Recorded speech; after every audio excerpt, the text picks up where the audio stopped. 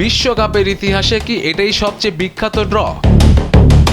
নিজেদের অভিষেক ম্যাচে euro champion এবং টুর্নামেন্টের অন্যতম ফেভারিট স্পেনকে গোলশূন্য ড্রয়ে রুখে দিয়েছে ফিফা র্যাঙ্কিংয়ের ৬৭তম স্থানে থাকা কেপ ভার্দে।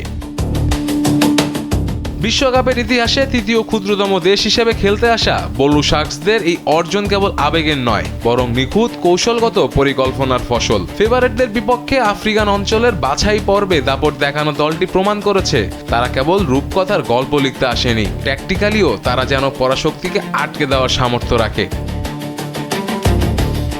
কৌশলগত দিক থেকে এই ম্যাচে কেপ ভার্দের রক্ষণভাগ ছিল রীতিমতো মাস্টার ক্লাস।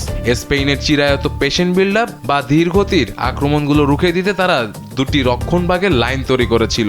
অধিকাংশ সময় ৫ জনের ব্যাক লাইন, যা প্রয়োজনে একজন মিডফিল্ডার নিচে নেমে ৬ জনে রূপান্তরিত হয়েছে। স্প্যানিশ ফরওয়ার্ডদের তো বক্সের ভেতর দম ফেলার সুযোগ দেয়নি। এই রক্ষণাত্মক দেয়ালের কেন্দ্রবিন্দুতে ছিলেন ৪০ বছর বয়সী গোলরক্ষক ভজিনহা। প্রথমার্ধেই তোরেস এবং লাপোর্তোকে হতাশ করার পাশাপাশি বক্সের ভেতরে উড়ে আসা ক্রসগুলো দারুণ ক্ষমতায় নিজের গ্লাভসবন্দি করেছেন তিনি। শেষ মুহূর্তে মিকেলের নিশ্চিত গোল ঠেকিয়ে দিয়ে রবার্তো লোপেসের দারুণ ব্লকটিও প্রমাণ করে দলের সবার মরিয়া লড়াইয়ের মানসিকতা।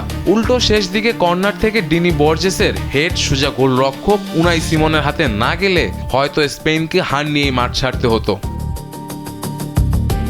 অন্যদিকে ৭৪% বল দখলে রেখে ৮০১টি পাস এবং ২৭টি শট নিলেও স্পেনের আক্রমণভাগ ছিল একেবারেই ধারহীন। তাদের মাত্র ৬০টি শট লক্ষ্যে ছিল। মার্ক কুকুরেয়ার হেড থেকে পাওয়া দারুণ একটি সুযোগ ফেরান তোরেস ক্রসবারে লাগিয়ে নষ্ট করেন, মূলত ভজিনহার তৈরি করা চাপের মুখেই। গোলের পথ বের করতে coach Luis de la Fuente বাধ্য হয়ে চোট থেকে ফেরা নিকো উইলিয়ামস এবং লামিন ইয়ামালকে মাঠে নামান। তারাও শেষ পর্যন্ত চূড়ান্ত কোনো ফল এনে দিতে পারেননি। ডিবক্সের সামনে এসে বারবার খেই হারানো ফেরান তোরেস, দানি ওলমো আর ইয়ামালদের আক্রমণভাগ বুঝিয়ে দিয়েছে কেবল বল পজিশন দিয়ে নিশ্চিদ্র রক্ষণ ভাঙা যায় না।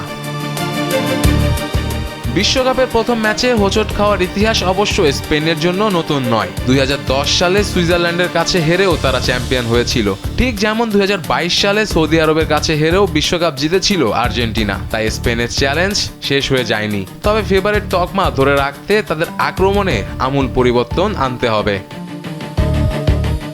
শেখ মেহেদী হাসান, কালবেলা।